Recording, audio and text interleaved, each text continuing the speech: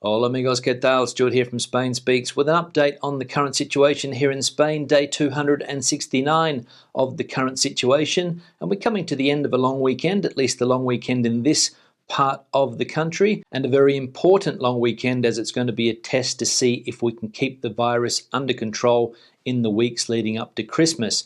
Firstly, a big thanks to all of the people that left comments on the last video. Lots of comments, lots of debate happening there as usual. Thanks to people that supported the channel with a small donation. You can see your names here. Thanks to people that bought merchandise, and thanks to my patrons on Patreon for your continuing support.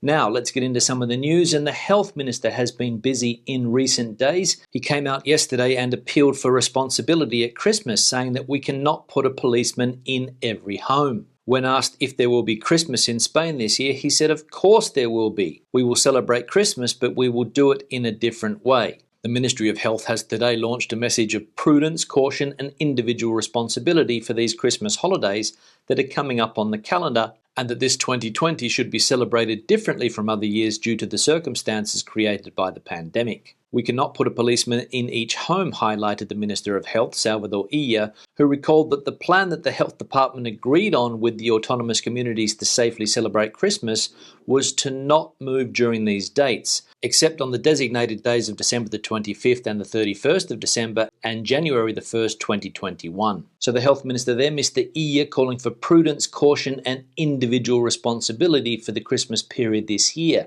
Now, the Health Department also came out yesterday and said that they do not rule out tightening the restrictions for Christmas if infections rebound after this long weekend. The Minister of Health has urged this Monday to not think about new measures of restrictions to face the coronavirus in the face of Christmas in Spain, because he has assured the current ones are already very drastic, but has warned that hardening them is not ruled out if things do not evolve as expected. Now, as I said at the beginning of the video, this long weekend very important to try to keep the health situation under control, and the Health Department not ruling out more restrictions at Christmas time if the pandemic doesn't evolve as planned. Now, we saw last week how one word was able to cause a lot of confusion here in Spain. The word in question was allegados, and it was all about how many people could get together for Christmas celebrations and who exactly these people could. Andalusia has come out and said that they do not want to use the word allegados and will allow mobility for family reunification. The President of Andalusia has also pointed to an extension of the opening hours in bars and shops in the days before Christmas. The President of the Junta, Juanma Moreno, confirmed this Friday that Andalusia will abolish the consideration of allegados in the authorization for travel as recommended by the Ministry of Health. The Andalusian President considers that it is a confusing term that does not clarify the relationship of the people. Now, there's lots of talk in the press today about the COVID vaccine, the UK being the first country in Europe to start its vaccination plan, and here in Spain, the first Spaniards to receive the COVID vaccine will be those who work in Gibraltar. Spanish workers in the Gibraltar health and care sector will be the first in the country to be vaccinated against the coronavirus by virtue of the vaccination program that the Gibraltarian government will activate in coming days. So there we go, the first people to have access to the vaccine here in Spain. Care and health workers who cross the border every day to go to work in Gibraltar. And I'm sure that there will be a lot of focus on these people in coming days to see just how successful this COVID vaccine is. Now, we all know that people travelling to Spain by air or by sea need a negative PCR test done 3 days before departure. And the government came out yesterday and said that they are studying adjustments in the rules that require PCR to travel to Spain. The Minister of Foreign Affairs, EU and Cooperation, Arantxa González Laya, said this Monday that the government is examining possible adjustments in the rule that requires having a negative PCR to travel to Spain, for example, in terms of the language in which the results of the test are, or the minimum age from which the traveller must comply with this requirement. So we'll keep an eye on these possible adjustments that the Spanish government is planning to make, obviously to make the process a little bit easier for all of those people that are planning to come to Spain and spend their Christmas holidays. Now let's have a look at the health situation here in Spain by looking at a map of the country and various autonomous communities. Starting here with the country as a whole, we can see that the risk level is high. The total amount of cases now cracking the 1.7 million mark. The accumulated incidence rate in the last 14 days, 215. There have been 759 COVID deaths in the last 7 days. There are currently 12,552 patients in hospital with COVID, and there are 2,371 COVID patients in ICUs, which is just under 25% of all ICUs in Spain.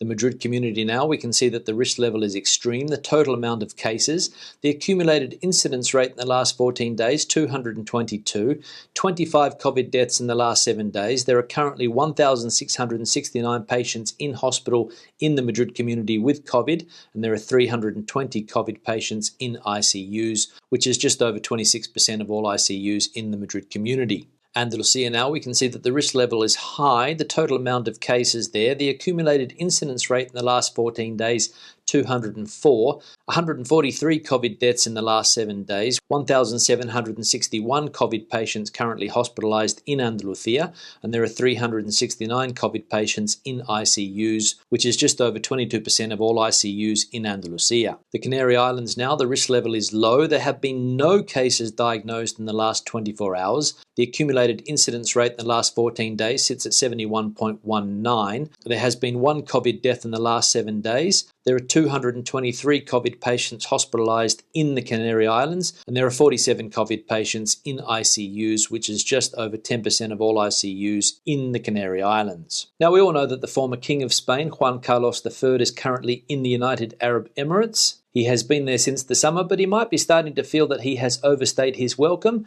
and he has conveyed his intention to return to Spain at Christmas, but the royal house Zarzuela is reluctant. The former king has stressed that he is not willing to return if the government and the king's house do not agree. And the former king also wants to regularise more than 500,000 euros of opaque income.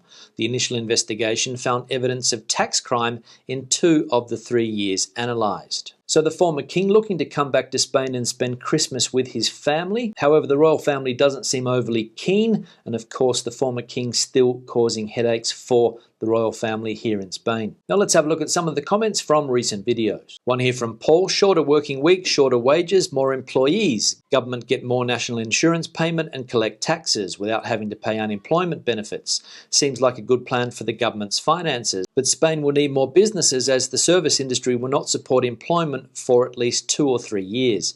Too many businesses have gone to the wall. Yeah, Paul, thanks for the comment. Obviously in relation there to a piece of news that we mentioned the other day about Spain possibly reducing the working week to 4 days. The government thinking that this could be one of the ways to end Spain's chronic unemployment problem. As we all know, the problem of unemployment in this country is nothing new. During the last crisis, it hit 25% regular unemployment, and of course youth unemployment hit 50%, and we're heading towards similar figures now. To be honest, I'm not an expert on this topic, and I don't think that the 4-day working week is going to affect me if it does come into effect. Of course, being self-employed, I don't think it would be feasible for me to only work 4 days a week. But you're right, Spain needs more businesses. They need businesses to create jobs, but I don't know whether that is going to happen anytime soon. And regarding the 4-day working week, I don't know if it's a serious plan or just one of the many smokescreens that this government seems to put out from time to time. One here from Virginia: Ola Stuart, thanks for another informative video. I think the 4-day work week would benefit everyone worldwide.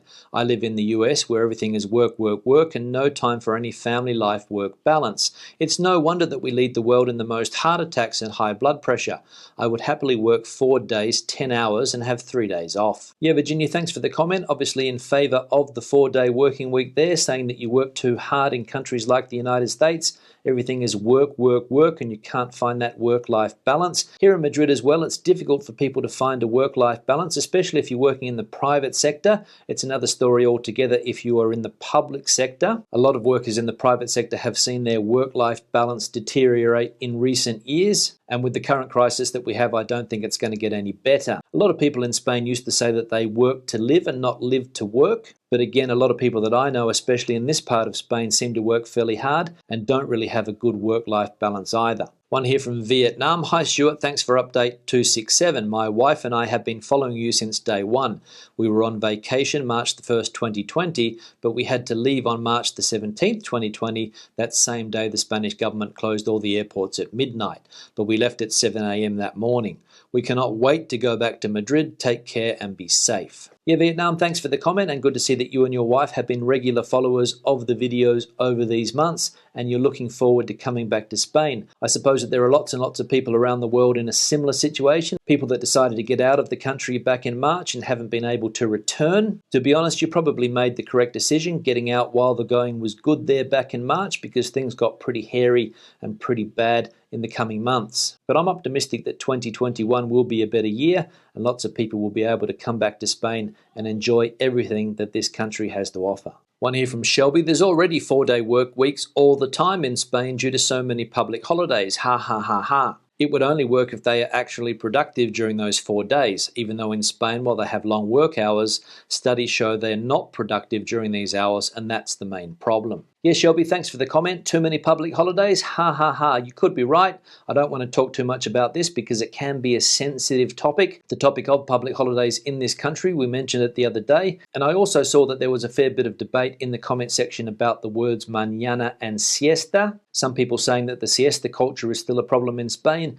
and some people saying that the mañana culture is also one of the problems. And the thing that you mentioned there, productivity, has been a hot topic over the years. Some people say that that is one of the problems here in Spain, that a lot of people are not productive, that the long working day that a lot of people have as a result of this lack of productivity. I don't really want to talk too much about productivity and say whether Spaniards are productive or not compared to other European countries. But what I will say in my experience working with Spanish companies is that on Friday mornings, the coffee machine area is a very, very busy place. One here from Queen. The answer to Spain's unemployment woes would be to make entrepreneurship easier. This country is not autonomo friendly. Yeah, Queen, thanks for the comment. You're right. Spain is not a country that is friendly to autónomos. I have been an autónomo in this country since 2003, so that's about 17 years now, and I'm going to tell you that it has been a very, very difficult experience, especially when it comes to paying that 280 plus euros every month, regardless of the money you earn. But this is a debate that has been going on for years and years. Every government talks about changing the situation for self-employed people in this country, but nothing ever happens. And I'm not optimistic that Spain is going to become autónomo friendly anytime soon. And finally, one here from Sylvie. Are you still looking to move away from Madrid? How about surrounding cities like San Lorenzo de Escorial or Villalba? Yes, Sylvie, thanks for the comment. I wouldn't consider moving to one of the places that you mentioned there because I'm already on the outskirts of Madrid capital city. I'm about 17 kilometers from the center of Madrid at the moment. I live in a place called Rivas-Vacía, Madrid, which is about 90,000 people. And if I went to live in a place like Villalba, it would be similar to where I'm living here. And El Escorial is a little bit too far away from Madrid city. My plan is one day to move to the coast, somewhere where the weather is better, somewhere where there are not so many people, and somewhere where you don't get a traffic jam if you want to go from one side of the city to the other. But unfortunately, at this stage, it's just a dream, and it looks as though I'm going to be in this part of the world for a few years to come yet. On that note, I'll start to wrap the video up. Questions and comments, please leave them in the section below. Debate the situation out as you normally do. Give the video a thumbs up if you liked it, thumbs down if you didn't. I'll see you in the next one. Hasta luego.